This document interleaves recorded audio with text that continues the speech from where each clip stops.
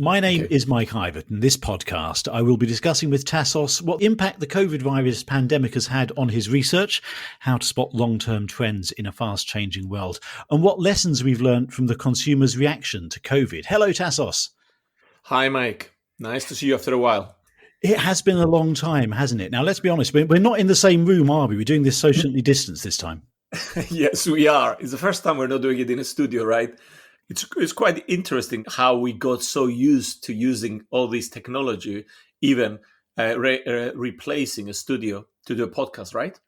Yep, and it all seems to be working jolly well, I'm glad to say. So, Tassos, we've spoken many times about your ethnographic research in consumer homes. Well, how have you been able to get your insights when you haven't been able to travel? Yes, actually, when COVID-19 came, I was pretty concerned, Mike, because this pandemic is going to drive major behavioral change. And ethnographic research for years has been the essential means that you use to garner insights and map the changes and the reasoning behind them. So ethnography is more important in this time of COVID than ever. But like many others, we had to adapt because clearly we could not go in consumers' homes. We were locked down. So what we did, we shifted, like everybody else, ethnography from physical to digital. If we can't go to their homes, we join the rest of the world in speaking to them on video conferences. But the problem is that in ethnography, there is a lot of clues that you get from the environment that you will miss if you don't physically visit somebody in their home. And we partly compensated through using digital processes such as digital diaries. If you look at the pre-COVID diaries we used to use, which were mainly driven by paper, we moved to virtual panels on WhatsApp, where we would ask people to complete 2 to 3 daily assignments and record this through text, audio, or video. And this could be anything from show us your new disinfecting rituals or describe situations where you had specific emotions such as frustration or anxiety. And what we found is that these digital diaries allowed us to capture consumers' changing habits in a live longitudinal study. The ability to observe individual consumers longitudinally is something of a holy grail when it comes to understanding how consumers' habits, their needs, their motivations, and their emotions are changing in a time as critical as this time of COVID. What have your studies shown about how people have responded to COVID?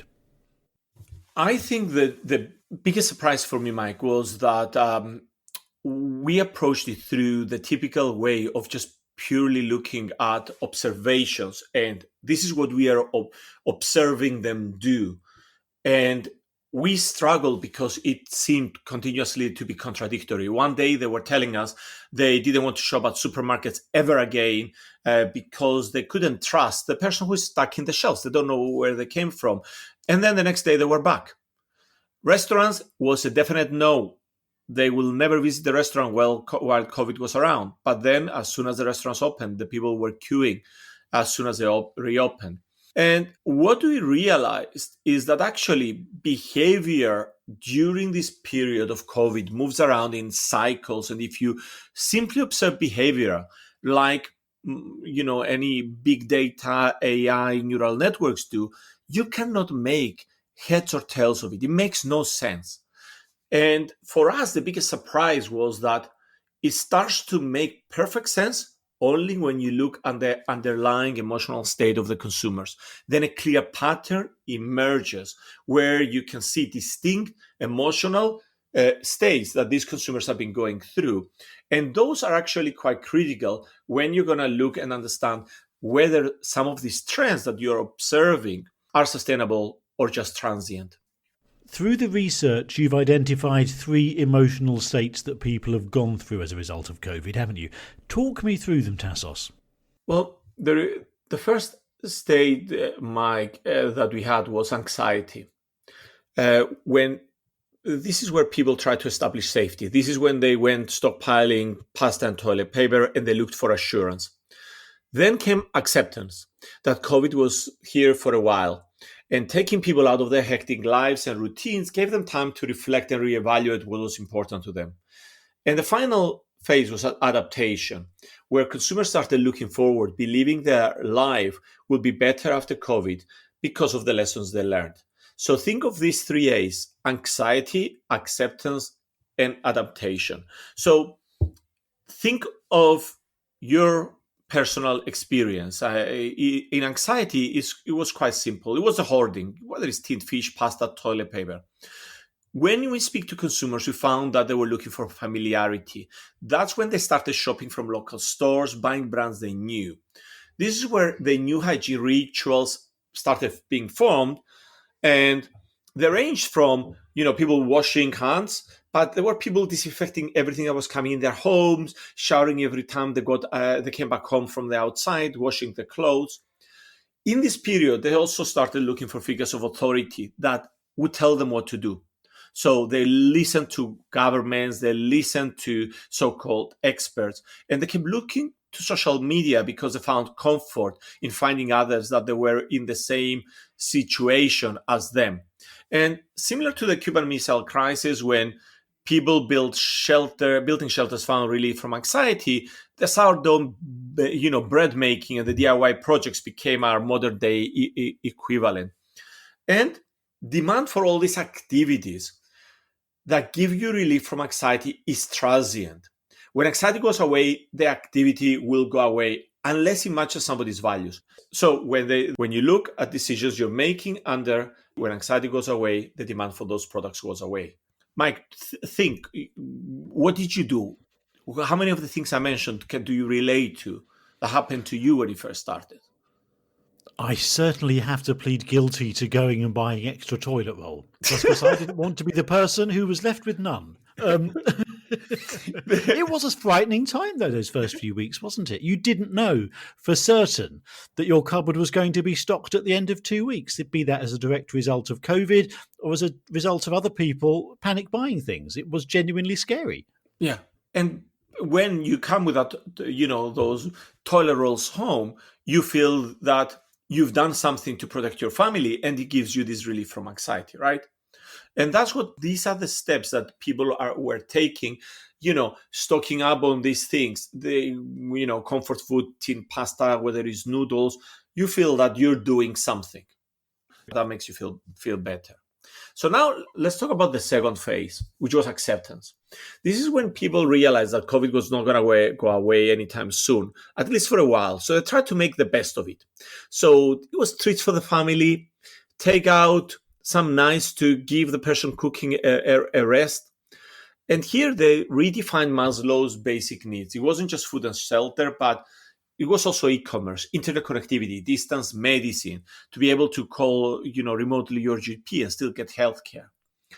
But here, the biggest fear that people had was stagnation. They felt that they were not making enough money, they were spending their savings, they were not building their relations, and therefore they were not growing. So they were looking for achievements. And what I found very interesting was, for me, video gaming and watching Netflix is the same thing. You use them both to kill time. But video gaming for these consumers gave them a sense of achievement as you progress through the game based on growing skills. So similarly, people did online courses. They tried to learn new skills, tried to give them something that gives them a sense of accomplishment. And in this period, they started reflecting on their life before COVID to consider how closely match what was important to them. People often say to you that their kids are the most important thing in their life, but the average American bogged down by long commutes spends less than 20 minutes a day with their kids. The third part of the process is adaptation, isn't it? What does that mean? Well, here it's the final stage where people see this opportunity to change and create new habits and redesign themselves based on the reflections they had in the acceptance stage. And what we found is that adaptation was always positive. People believe that their lives will be better following COVID than it was before because of what they learned. And as such, COVID becomes a story of human resilience. So for the easiest way to figure out if somebody is already at this last stage, you ask, do they believe their life is going to be better or worse than it was before COVID? And whenever we ask this question, the people who've reached this, they ignore what their life could have done, but they come back with a story that they've learned some very important lessons in this period that put their life in a better path than the path they were before. And there is two main narratives that they give you. For higher socioeconomic groups, whose lives are more aligned to the lives we live in the developed world, the focus is on protecting and strengthening three things: their health, their wealth, and their relationships. These people feel that COVID forced them to become healthier and fitter, and they want to keep that up. And they will demand sporting goods, vitamins, supplements, access to distance medicine, better hospital, health insurance. In this period, they also invested their savings from the reduced discretionary spending on online trading. And they want to continue doing that, investing their money, and also investing in relationships and reconnecting with family and friends that were once important to them. Now, once they establish protection, they shift to a progress narrative, and this is where the EM masses are. They believe that COVID is not going to stop them getting their fair share of success. They will bounce back, and they will bounce back stronger. So they're looking for ways to improve their education, start a business, or if they're doing something as a business, things that are investments that will help them build and be more successful in the future. COVID has triggered many new habits among people and new trends have developed. But how do we know which ones are going to be here for the long term? Mike, actually, this was the most critical question that we have been asking ourselves since COVID came in, and we started looking at the first data coming out of China in early March. And one of my concerns was that I was afraid that we would be looking at something that is very transient, that will go away when anxiety goes away, and thinking that this is sustainable and to extrapolate it to perpetuity and pay a lot of money for it. So I'll give you a very simple example. If you look back to the Cuban Missile Crisis of 1962, it's the last time the whole world went into this collective synchronized anxiety shock.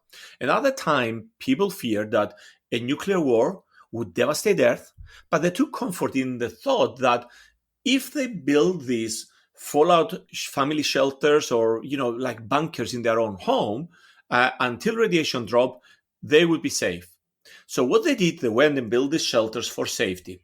And when you do something, it makes you feel better and it reduces your anxiety. It gave them a sense of control in a very difficult period.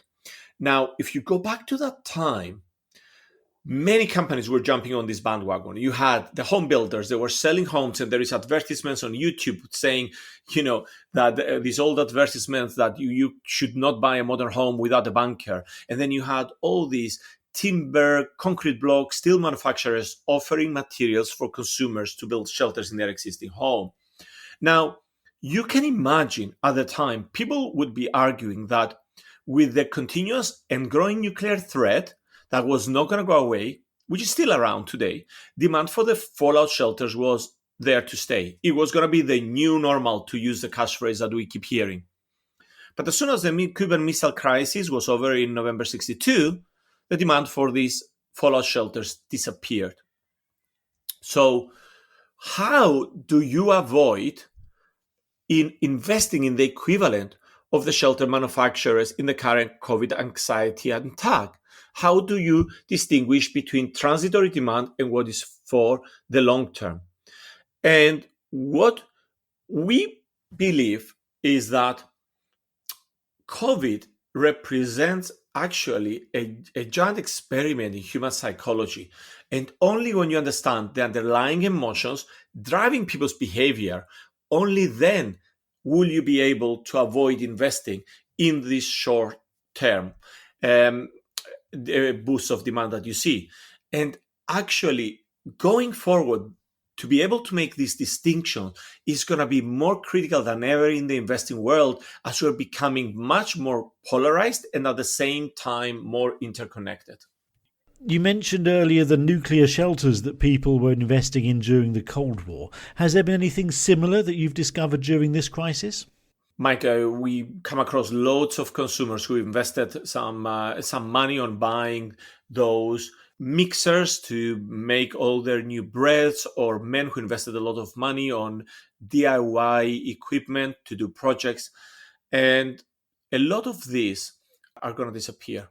Unfortunately, that investment in that mixer that you made, unless you've always loved baking, it's just going to sit in a cupboard collecting dust. And the DIY projects, I have to admit, I'm one of those guys that I was able in the past to escape it as I was in the office. But when you're all day working from home, you can no longer escape putting off all those DIY things, and you will make your wife happy when you get down and get them done. But once COVID goes away, all these things are not here to stay. When you're going to look for something that's sustainable, think of where people's values are, because during acceptance they will reflect on those.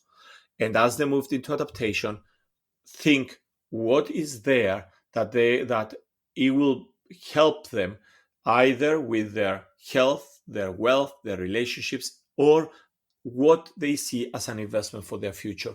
Those things are the things that are going to end up being sustainable. The most obvious winner out of this COVID is clearly e-commerce. So many people who had not used it before were forced to use it, and they're getting more used to it.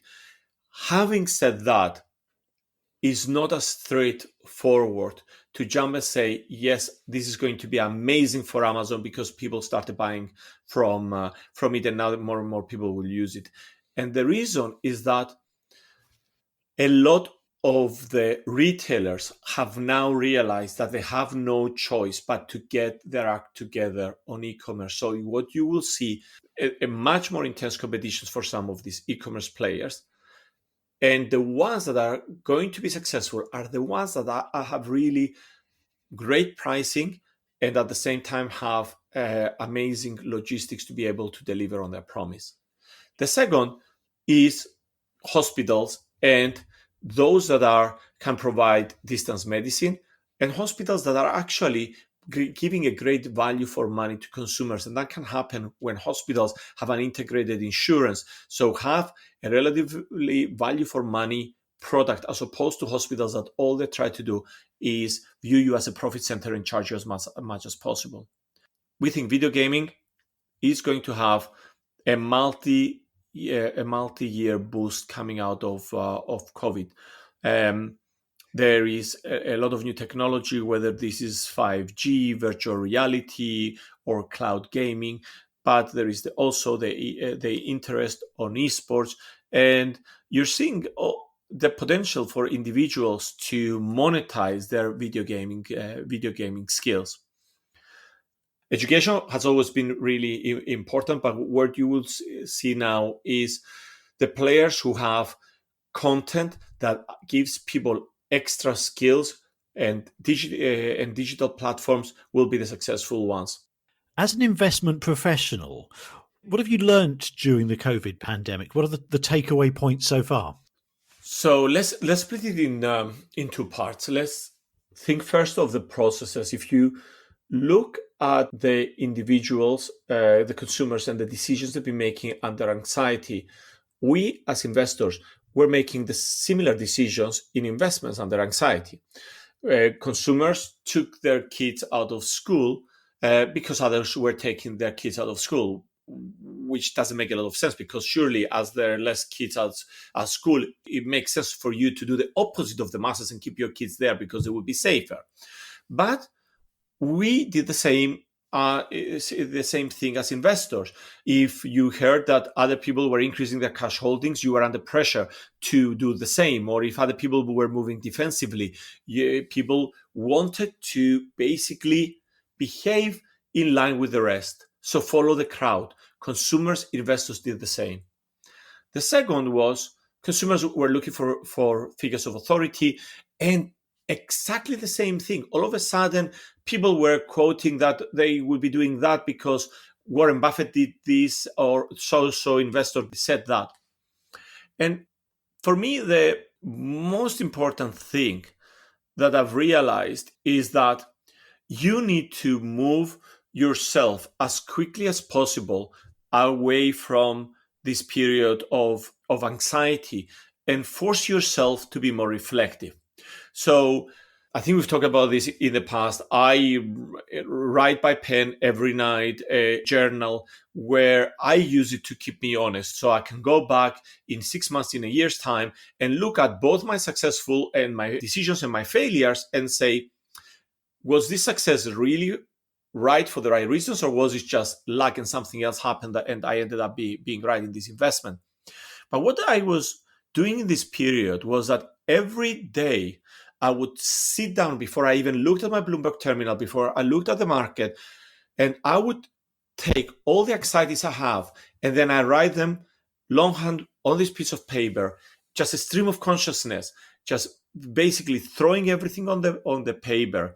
And it's not anything that is beautiful or clear, but what I was doing is I was throwing all these anxieties out there, and then based on those, I would prioritize my work.